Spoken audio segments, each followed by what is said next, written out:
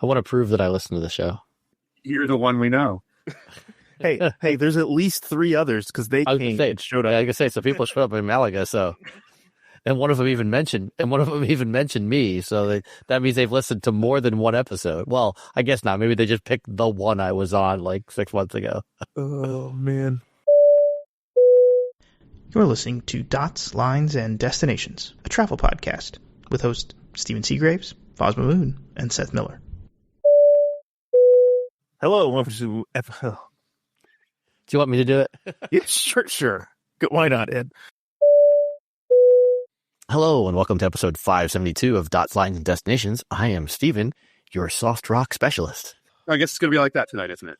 We're off to a great start. If you couldn't tell, that was Ed Pizzarello from Miles to Go podcast, and he's joining us as a guest host today. How you doing, Ed? Thanks for having me back, guys. I am over caffeinated, which is probably good for everybody listening. That's great. Are you drinking a coffee right now? No, I've switched to tea. Okay. So yeah, because that has less caffeine, right? Not really. I mean, a little bit. And we got the usual crew: Seth Miller, Foz, Mahmood, gentlemen. Had it. Good evening. We're going to talk about a lot of stuff. I guess the first thing to talk about is the Canadian plane drama that came out of the administration this past week. What's the deal? I mean, it's kind of a moot point at this point, or is it not? No one really knows, possibly including those who spouted off, but the short version is the Gulfstream G500, G600, G700, and G800, the newest models, are not certified by Canada. The Transport Canada did not issue them type certification, or didn't. It's a weird one because there's theoretically reciprocity between the U.S. and Canada, but it's not always 100% honored and effective. So you may recall back when the MAX was grounded and they started talking about bringing the MAX back, Canada was like, you should fix these other few things first. And the U.S. did, right? So there's some precedent there. But one of the things that's concerning is apparently the G700, G800, which are sort of the same type or same plane with some tweaks to it, doesn't have quite the same sufficiently, let's say, robust filter for ice crystals in the fuel line or in the fuel tanks, which, so those of you who remember the BA crash at Heathrow, the 777 that went that landed like just short of the runway, that was ice crystallizing in the fuel line. I don't know all of the details, but my understanding is it's vaguely something about that. And because the FAA is not requiring Gulfstream to fix that, Canada won't certify the plane. And someone put a bug in Trump's ear the other day and he got mad and announced that they were going to decertify all planes made in Canada. And I don't know, it got stupid in a hurry. And so if they actually decertified all Canadian planes, that would affect potential or manufactured. We don't know if it's like manufactured in Canada, is built in Canada is the word he used, I believe. But right. Is that the certificate or where they're actually assembled or where they were designed or whatnot? But theoretically, it's all the CRJs, which are now called MRJs because Mitsubishi bought those planes, but they're still CRJs. So maybe we can call them Japanese instead. De Havilland is affected for the general aviation, business aviation market. Although in theory, it's supposed to just be like, we're mad at Bombardier and the Global Express. And so we're just going to ground all of those. And who the hell knows? But the A220 was certificated originally in Canada. The original type certificate that the U.S. uses is from Transport Canada. Yep. So there's a couple hundred of those. If you say that those no longer are legal to fly, you just absolutely shut down Breeze, half of JetBlue, and a solid chunk of Delta. So definitely no impact there. I wouldn't, thousands of CRJ flights. I wouldn't complain about CR2s going away. That'd be okay. that I was pretty excited about it when I first heard of it. Does this mean the death of the CR2? And to be fair, that's more or less what the Global Express is, right? I mean, yeah, exactly. Yeah. I mean, the CR7s, the C. I mean, if it was the 550s for United, I'd do a big chunk of flying. Yeah, I looked at it. I want to say it was like 2,800 departures daily. Yeah. So this was for a day, right? This went up, and then it kind of went nowhere. Well, like many things, it seems that it wasn't fully thought through, and so what actually is going to happen seems to be nothing. But I read somewhere that maybe Reuters got a comment that would just be for new certifications, not decertifying existing, which leans into a topic that we have in the bonus topic, so maybe we'll move it up now. If it does affect the A220 family, then, which was originally the C series, right? Does it impact the 220-500, which is the larger stretch model that is being shopped around now? If it officially is a hard thing to say, but everybody's talking about it as though it's real. Okay. I also question whether the 500 really is a fit for anybody in the U.S. I mean, I just, it's an odd. I mean, I guess I haven't heard anything about the second engine option. So you're obviously dealing with the existing engine options, which are a problem, and it starts to bump into a size of plane that there's plenty of already. If you're talking 160 to 180 seats, I mean, there's a whole lot of 737s flying around the U.S. So I actually saw this as more likely to be a Canadian variant than picked up by the U.S. guys, but I'd be curious to hear if you guys think I'm an idiot on this topic specifically. I know you think I'm an idiot. I think I would prefer the 220-500 just because of the 2.3 setup over the 737s. If it was to come to fruition, it'd be nice. I just don't know that. I don't prefer it. I just don't know. U.S. airline is not going to buy it. Yeah, Delta might, right? Because presumably it'll be the same pilot base as the 220s they already have. Yeah. Yeah, but what does it replace in their fleet? That's the thing I'm not sure of. Like what when I was flipping through when this came up in our Slack community for my podcast the other day, and I was flipping through their fleet going like, all right, what is it replacing? Because they've got a ton of 737s. So I mean, I guess it could replace 737s, but that's about the only logical thing in their fleet that's in that seat range. 319. I mean, 319s and 320s because they seem to be upgauging everything. 319s 130. That's what I'm saying though. It's a 130 seat plane. So you're pulling out they're just not going to fly because all the stuff that's down in that range. I'm looking at their fleet right now. 130 seats on the 319. The H220-300 is a great replacement for that. But their 320s are 157 seats. So you want to add 20 seats to all those planes? Yes. But they're up. If you look at what they're doing on the wide body side, right? They're upgauging everything. Yeah, and what I would say is I think the 220-300, which is the same size as the 319 today, is not a replacement for the 319. It's a replacement for the 717 and the E75s. Everything is sliding up, right? And so as they need to grow gauge to make their fleet plan and their need to carry more and more passengers work, you start taking your 130-seat routes and putting 150 to 160 seats on them instead. And they don't have anything that fits that right now in the new order book because the 737s they've got on order are the MAX 10s, the Airbus single aisle they have are the 321neos. They don't have something in that sort of 150 to 175 seat range. And I would assume the 220-500, if when it happens, is going to be massively more efficient than a small 737. Sure, but I mean, unless I'm reading it wrong, they have over 150 737-900 ERs that range from 175 to 180 seats. I don't know the ages on those. I mean, gosh knows. Right, but that's what the MAX 10 replaces. Sure. So what is the 220-500 replacing? If it replaces the 717s, I mean, that's 110 seat planes. You're going to go from 110 to 170 or 180? That's a pretty big up. No, the 225's not a 180 seat plane, right? I've heard that they were trying to outfit it to be a 160 to 180 seat plane. You could also move the 200s and 300s they have down to the 319 flying and push the 500s into what the 200s and 300s are doing today. 100s and 300s. Oh, 100s and 300s, sorry. Yeah, the 300 right now. The 300 right now is a 130. It's configured for 130 for them. And so the new one, the 500 would be 150, maybe 155. Right, because Airbus will say 160 to 180, but you're not. That's 180 is a single class configuration. 160 is a probably not particularly generous premium or two cabin configuration. You do a Delta where you put Comfort Plus in it, etc. It's 20 to 30 seats more, but that's a good replacement for the 319s, which are 140 today, and that you slide it up the scale. Yeah, I'm skeptical. I mean, just because they already have because I'm on top of the 900s, they have almost 80 738s, which aren't that old either. No. So I feel like they have a lot of they have a lot of planes with that sort of seat count, in the fleet. Yeah. I could see JetBlue potentially doing it. I could see, you're going to talk about something else that you were mad at us for from last week or the week before, Hawaiian doing it for Inter-Island maybe? No? Well, let's talk about that. What are you mad about us before we wax poetic? It's not that I'm mad. It's just you guys are, you guys do follow up for most episodes. Somebody writes in and wants to talk about something. And I just, I meant to shoot you guys a note, and then Steven asked me if I want to come on the show. It's like, great, I can bring it up then. I think like the one thing I don't think that you guys discussed when you discussed this with Hawaiian, so for people that didn't listen to the episode, it's hey, what do they replace the inter island fleet with? The old 717s are obviously showing their age.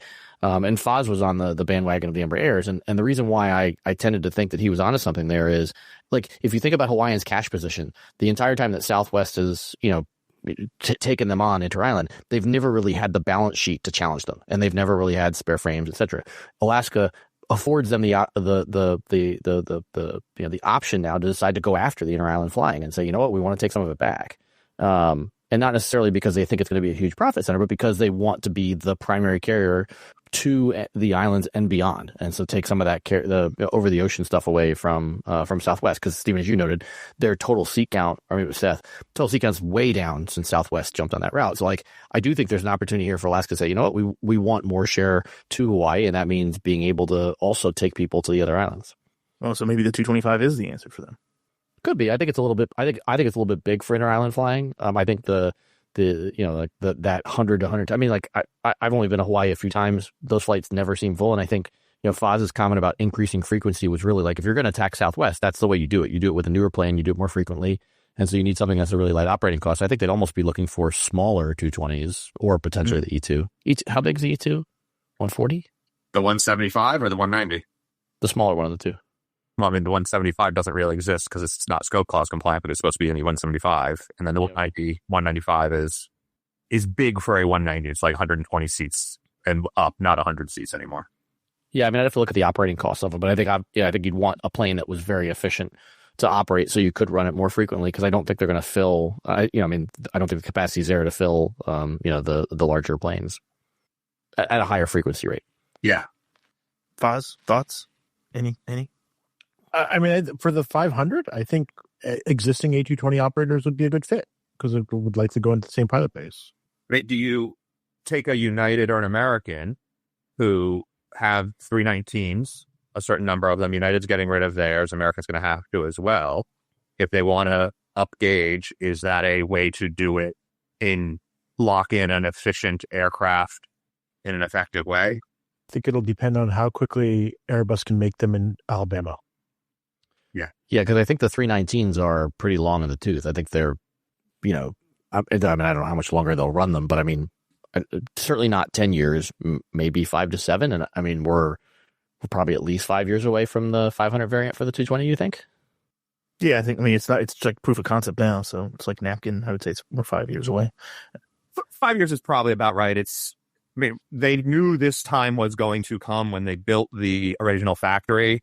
They painted all three types on the wall, right? Like, this isn't a surprise to anybody that this is happening.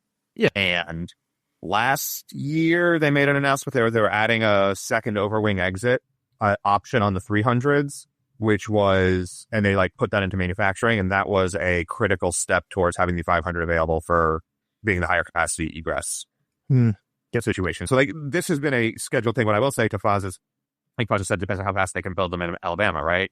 And they're going to start by building them in Mirabel.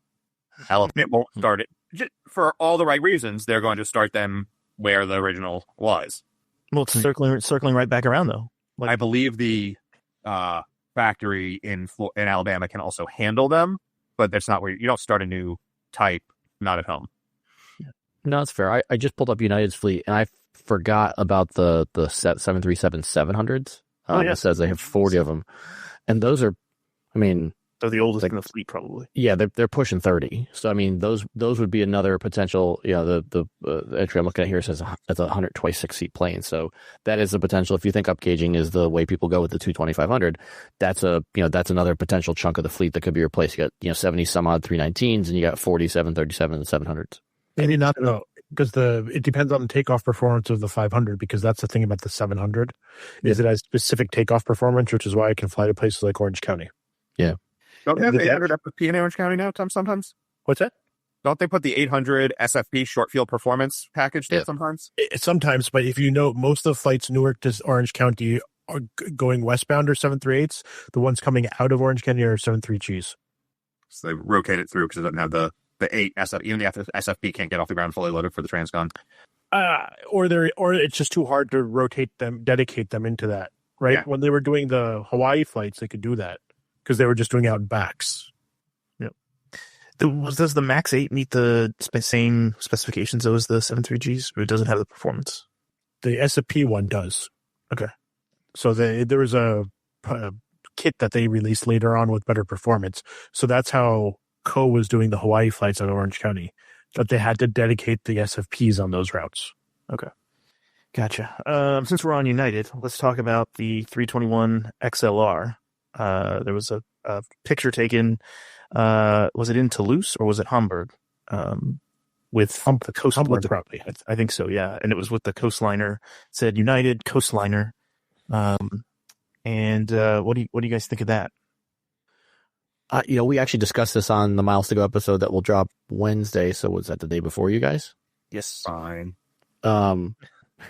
Well, and my one opinion on it was, if the rumors are true and it's 20, some version of a lie flat, and then 12, what I imagine is, probably something akin to the 3-cabin premium economy seat, that feels light to me for premium capacity, because they're selling out all these transcon routes now with 20 standard reclining seats and charging a fortune for them. So I guess I'm just surprised that it didn't put more premium seats on the plane. That is surprising to me as well. It's still not, 20 seats is not going to be enough, even if they ran them like the old shuttle by United every 15 minutes. See, if the 12 premium economy seats are like the footrest and like the true like what they have on the like, then you start to get closer, because you can charge domestic first class pricing for that on the transcons. But even at that rate, you're like, I still think 20 just feels like at least one row too short, if not 2 rows too short. And maybe there was a configuration problem with the door or weight or something like that caused it. But 20 on that plane just feels light to me, given all of the premium demand there is right now. What did American do? 20 or 24? 20 or 24. Delta is supposed to be doing 20. I don't remember what American did. I bet American did 20 as well. The thing with JetBlue did 24. I mean, So it sounds like it can be done. it's possible. It's just the problem is they need enough seats in the back as well, right? The reality is they're running these planes loaded, and so it's a balance that they have to find. I think it's not enough premium demand, premium seats, because they'll fill a 777-300 with 60 seats and 8 times 24 seats in PE. Yeah, multiple times a day. Yeah, I mean, I guess the question to me is, these planes were originally supposed to be, the XLR was supposed to be transatlantic because the MAX 10 was going to be the domestic transcon fleet. Obviously, MAX 10 not existing yet is a problem on that front. Like, the challenge in my mind is, at some point, do you switch to frequencies versus bigger planes, or do these planes start flying more secondary markets? Do you try to make Seattle a premium market? No. JetBlue tried and failed. Why would Everybody has tried and failed, but it'd be fun to see someone else, to see United give it a go.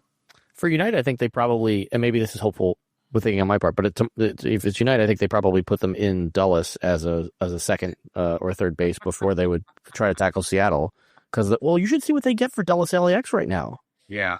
I mean, premium seat on that plane is over $1,000 one way. So they don't need to. They're already selling it. They don't need to put a premium seat on that route. That's the thing. But if it's a true premium economy seat, they can grow to 32 seats on those flights. Right now they're flying with Maxes, and so they're getting at most 20 seats. If you could go from 20 to 32, I bet they could fill it. They could surely fill it on Vegas. Like, I could tell you that much. Getting a first class upgrade from Dulles to Vegas is a virtual impossibility right now at 3 flights a day. But the real question is, will they use it for Portland, LA? No. And hell freezes over, is the answer. Okay, I have a couple of thoughts on this. One, if it's about frequencies, I don't think this gains them anything, because they still have slot controls in Newark, and they're going to have to give something up. Mm-hmm. Right? Well, they're giving up 3 daily Syracuse flights. Oh, whoopity do. Perfect. All the more reason for them to give them to add down in Dulles. Yeah, there you go. But could they, the 752s are really struggling right now. So is this a way to rotate through the 752s, get them out, get your best performing ones, cannibalize some engines, get the last bit of life out of a few of them that you can, and start flying some transatlantics with the 321 XLRs? I think they'll just be rotating between the secondary markets in Europe and LA, San Francisco. I don't think they're getting dedicated. Yeah. Well, I think part of the problem with that too, though, is how many 321 XLRs are they pushing off the line?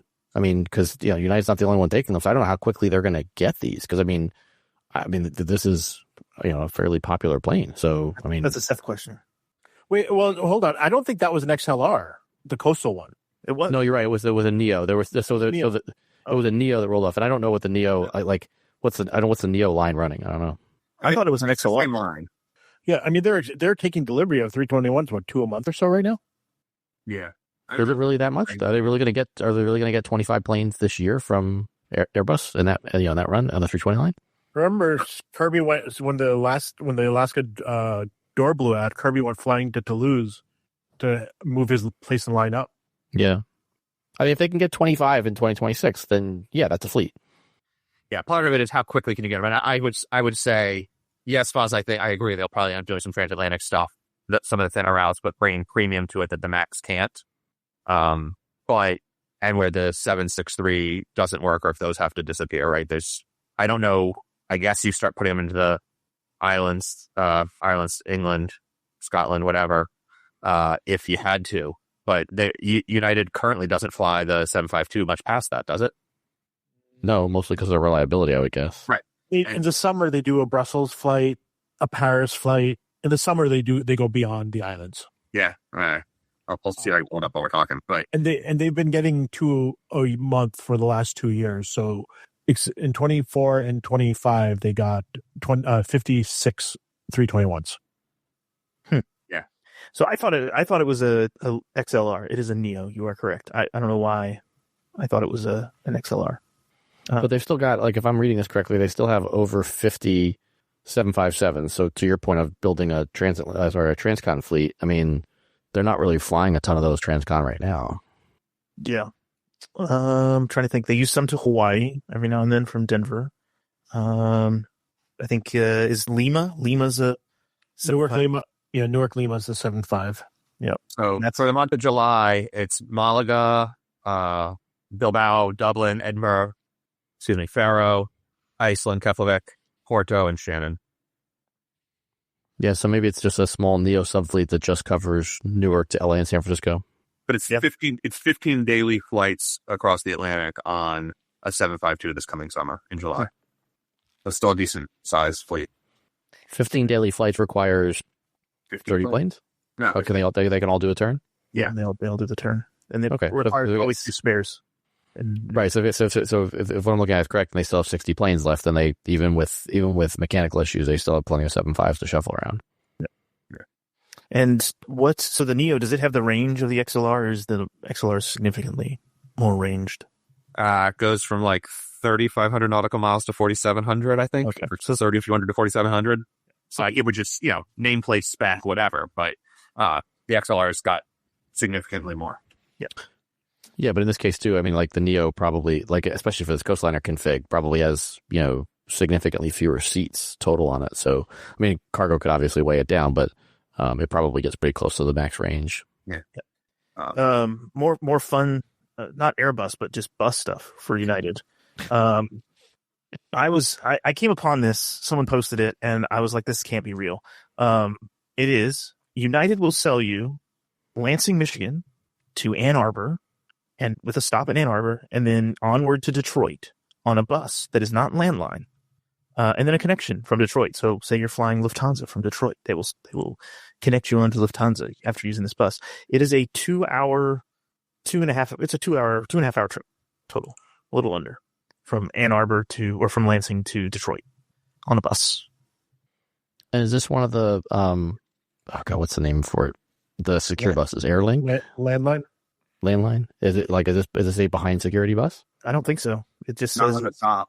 Yeah, not with a stop. It's a bus service operated by Michigan Flyer Motor Coach. It's like the old Rockford bus they used to run. Did they run a bus from Rockford? Oh yeah, they back in the 90s, United ran bus services from San Jose to San Francisco and Rockford to O'Hare, and you could book it as part of your itinerary. Wow. I mean, it's like the Denver flight. It's like the Fort Collins to Denver, like landline, but that's all gone away. So I guess maybe they're making independent contracts now with these bus operators. And Seth ran off to. All right, to be clear, find a 1985 United Airlines timetable to see what I can find. Listen, you guys give me shit, but I produce data impressively quickly, considering I don't plan any of it. Here comes the air quotes around data. Yes. You said a listener tipped you off to this, right? Because there's no earthly idea. The internet tipped me off to this. The internet tipped you off to it, but not you searching on Unite. I can't imagine you were trying to figure out how to get to Lansing from Lansing to Detroit. No, I was Via plane at least. Yeah, exactly. Well, I'll go on United. Yeah, it was a fun find. So maybe I'll have to go to Lansing. Do we want to talk about Built now? Do we want to wait? Let's wait a little bit. Let's talk about Wizz Air coming to the United States. Everybody got super excited about this. About Wizz Air? Wizz Air filed DOT paperwork to be able to operate to and from the United States. They want a foreign carrier permit or whatever it is. And I shouldn't say everybody, but there are a few outlets that wrote, I think there's one headline of $39 transatlantic fares, ? Obviously the answer is no, because it's a stupid news headline with a question mark in it, but whatever. In the filing, Wizz Air explicitly says, we do not plan to fly passenger service. Please stop worrying about it. Stop emailing us. Basically.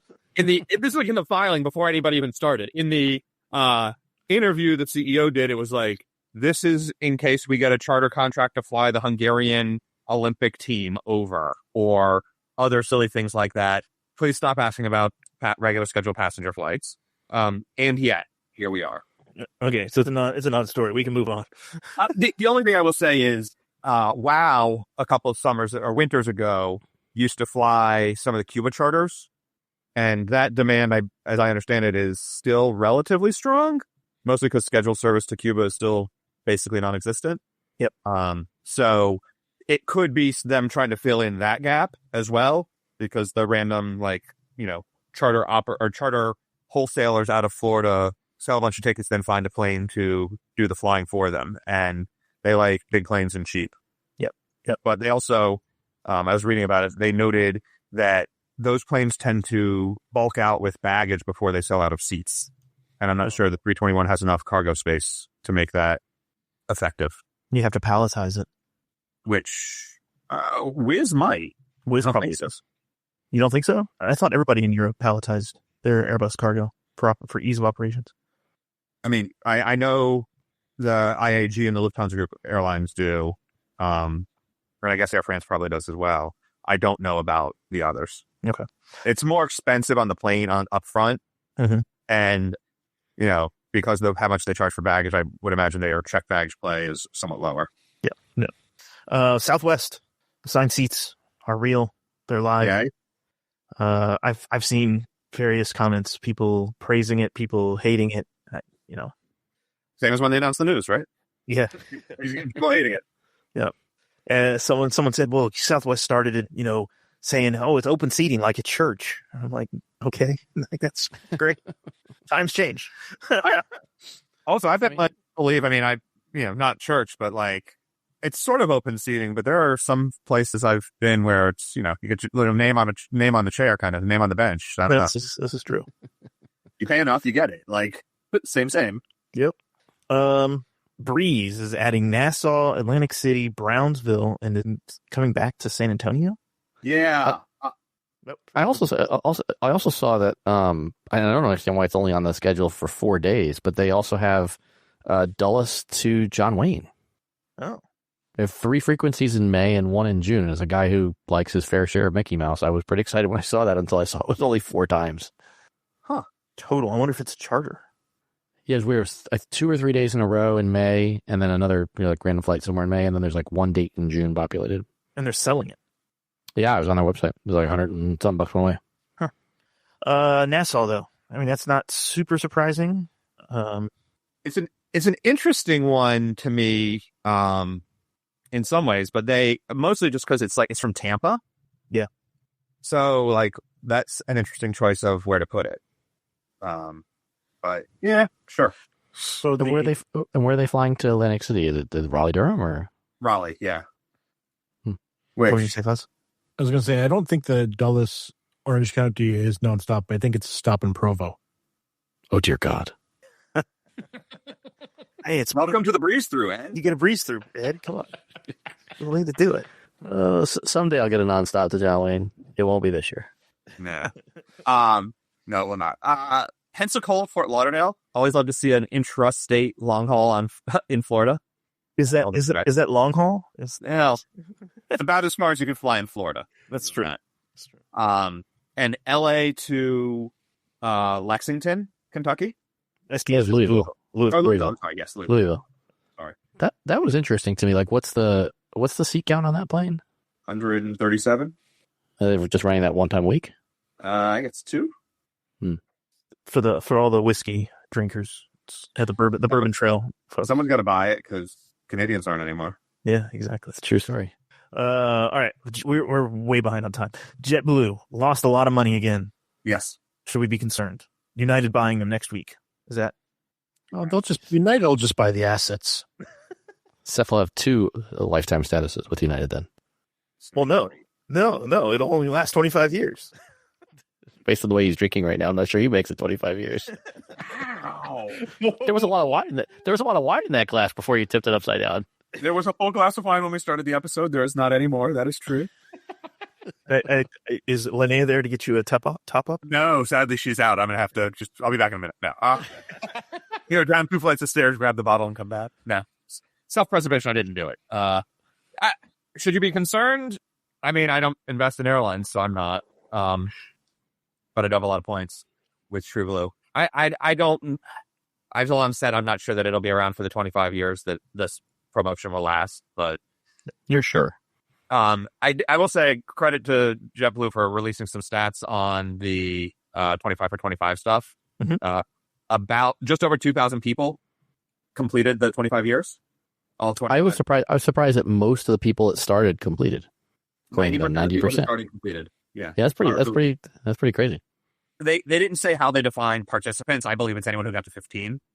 Oh, okay. All right. If you said registrants, registrants would be a different number. Yes. Yeah, but you didn't have to register, so it's all made up. Oh, yeah. Okay, fair.